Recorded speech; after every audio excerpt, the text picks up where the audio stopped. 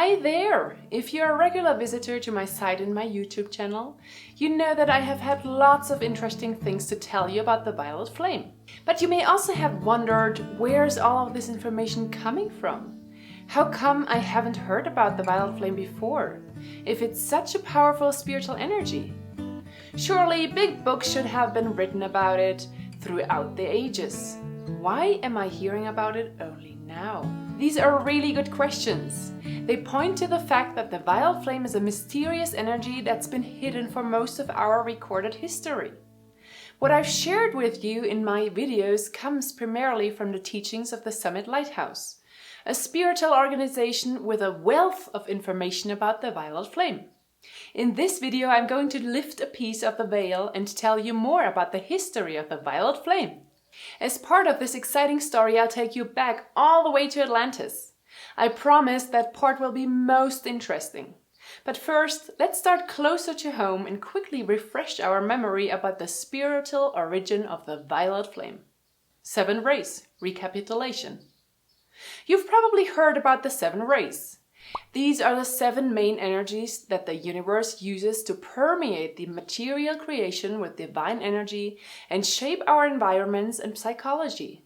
For instance, the first ray, the blue ray, brings the energy of will, power, protection, determination, and leadership. The second ray, the yellow ray, brings us wisdom, knowledge, understanding, illumination, and so forth. The violet flame is the 7th ray. It completes the spectrum of the 7 rays. As such, it has some pretty special properties, including freedom, forgiveness, purification, transmutation, and alchemy. You can sense that these are qualities that go with completing the cycle and getting ready for a fresh start in a new cycle. Ages. These qualities of the violet flame are also related to a powerful new cycle that our planet is entering into. The Age of Aquarius, which is one of 12 periods in a huge cycle of roughly 25,000 years. These planetary ages last over 2,000 years each. Every age comes under the influence of a different astrological sign and the spiritual energy of one of the 7 rays that's dominant for that sign. Aquarius is associated with the 7th ray, which is the energy source of the violet flame. Because of this long rotation through the 12 signs of the zodiac, the people here on Earth are given lots of opportunity to get to know and master the spiritual energies of the 7 rays. The Age of Aquarius began to steer in the last few decades leading up to the year 2000, while we were still wrapping up the old Age of Pisces. The Age of Pisces was associated with the 6th ray, which was dominant on Earth for the past 2,000 years.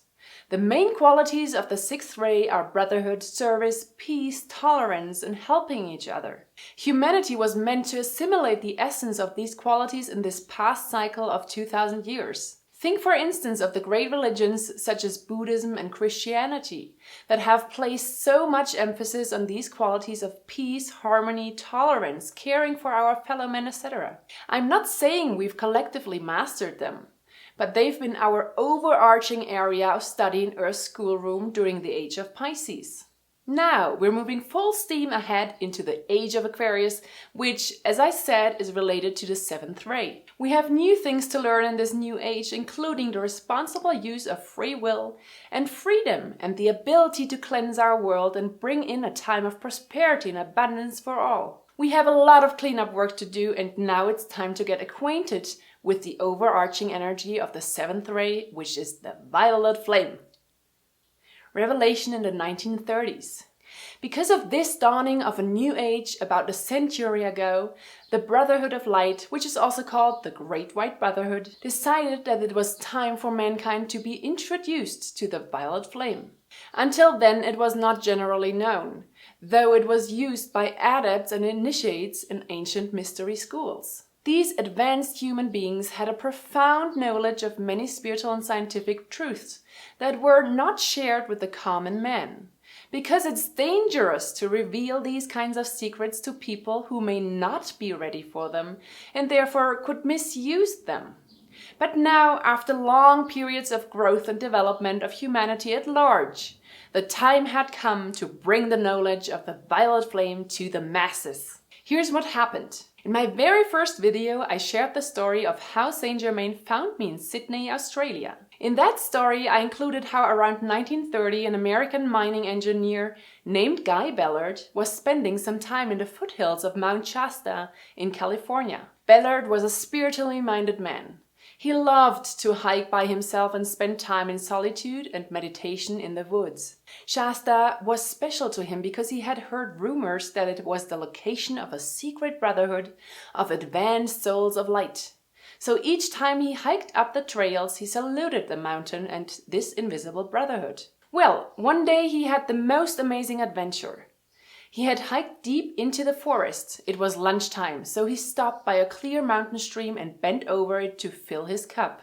At that moment, he felt an electric current pass through his body, from head to toe. He looked up. Behind him stood a young man.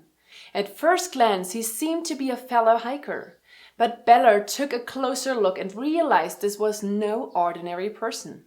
At that same moment, the young man said, "My brother, if you will hand me your cup, I will give you a much more refreshing drink than spring water." Ballard handed over his cup. Immediately it was filled with a creamy liquid. Ballard drank it. It had an electric vivifying effect on him that totally took him by surprise. The young man, who later identified himself as the Ascended Master Saint Germain, then began a series of teachings and explanations that introduced Ballard to the inner teachings of the Brotherhood of Light. Ballard published these in his book Unveiled Mysteries and other publications, under the pen name Godfrey Ray King. Together with his wife Edna Ballard, he founded the I Am Movement to share Saint Germain's early teachings with the world. He explained the I Am Presence, the violet flame, and the use of decrees and affirmations to transmute karma and bring about constructive change. So, this is the earliest public record of the violet flame in our time, made public almost a century ago in preparation for the coming of the Age of Aquarius that we have now entered into. The Aquarian Age has the potential of becoming a new golden age on Earth. And the violet flame is one of the spiritual tools that can help make that happen. As I said, we don't have clear records of the use of the violet flame in ancient times, but let me share with you a story that symbolizes how the violet flame might have been used in long-forgotten golden ages on Earth. This is a tale from Atlantis I promised you. Atlantis, Maxine Light. This story is recorded in a mysterious 19th century book called A Dweller on Two Planets. It was written by Frederick Spencer Oliver, who claimed it was dictated to him by a spiritual being who went by the name of Philos the Tibetan. We know now that Philos is actually one of the great Ascended Masters, just like our beloved Saint Germain. Philos revealed several of his past lives on Atlantis. Atlantis was a large continent located in the Atlantic Ocean that existed for tens of thousands of years. It had a highly advanced civilization and experienced several golden ages. We are only now beginning to catch up the level of science and technology these people had. However, at regular intervals there was much misuse of science as well. This resulted in Atlantis experiencing a series of catastrophes that gradually broke up the continent. The last landmass, Poseidonis, disappeared under the waves about 12,000 years ago. That's quite a lesson on the right and wrong use of knowledge and energy, isn't it? Okay, back to Philos. He unfolded the threads of serious karma he made in those embodiments that led to one final embodiment in the early 19th century as a miner named Walter Pearson. Philos described life on Atlantis in great detail, including marvelous inventions that didn't exist yet in the 19th century, such as aircrafts that were powered by anti-gravity forces, wireless communication technology, and a device that allowed people to extract pure drinking water from the air.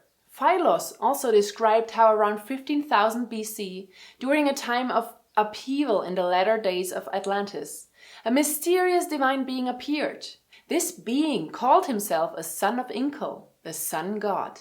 He proclaimed he had come to reform the religion of Atlantis as well as the laws and the way of life of the people. As a sign of his power, he breathed upon a large block of quartz.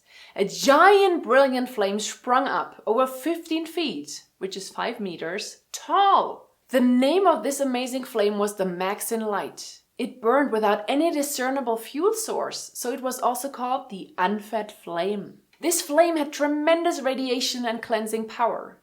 People would visit it simply to be cleansed of their burdens and illnesses. Plus, anything that was cast into it was immediately consumed. So they developed the habit of putting the bodies or the ashes of their dead loved ones into the flame for transmutation. The flame instantly dissolved anything that was put into it. This flame burned uninterruptedly for about 5,000 years until shortly before the sinking of Atlantis around 12,000 years ago. Conclusion.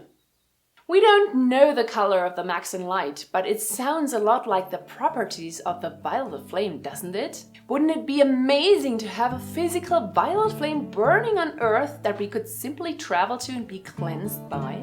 But there's no such flame in our time that we know of, so we have to invoke the violet flame as a spiritual flame through our prayers and decrees. My videos show you how to do just that, so make sure to check them out and try out the superpower of the violet flame for yourself. If you are new to all of this, I recommend watching my video, The Violet Flame Mantra Beginner, How to Invoke the Violet Flame. That's my story and the history of the violet flame. I hope you've enjoyed it. Have a great violet flame day!